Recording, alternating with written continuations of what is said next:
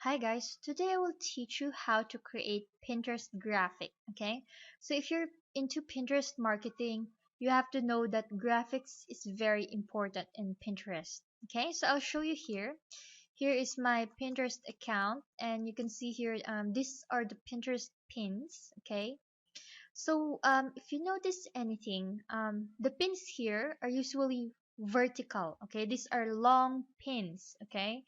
These are the pins that do well on Pinterest. Okay, these are long pins. If you can see here, this short pin, it looks ugly. Okay, short pins like this does not look good. Okay, so the pins that you want are long pins like this. Okay, 50 genius mom business ideas.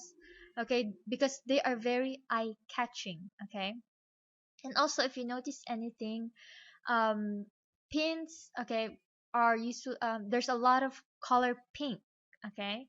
It's because most users of Pinterest are women, okay, and they like the color pink here on Pinterest, okay. And if you notice the pins, they're very feminine in style. Okay, you can see here very feminine photos. Okay, color pink, lots of cursive and pink, and lots of pictures of flowers and pink notebooks. Okay, so that is the style of Pinterest pins. Okay, so now let's go back to Canva. And you can see here there's a template for Pinterest graphic. Okay, so if you can see here the size, it's 735 pixels by 1102 pixels. Okay, so we will not be using that size. Okay, I will show you why. So let's just click this Pinterest graphic template. Okay, and as you can see here, there are many different templates. Okay, so let's just choose one.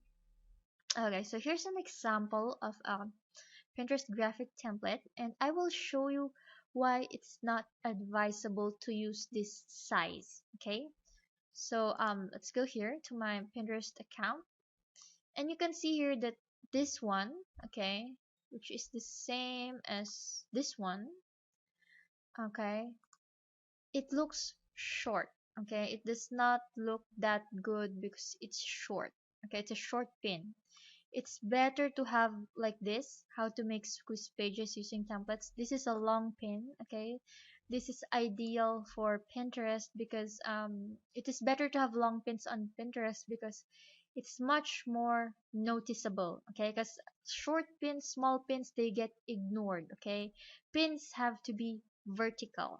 Okay, so um, I advise you that this is the size for Pinterest graphic dimensions. Okay, so I'll just show you the size.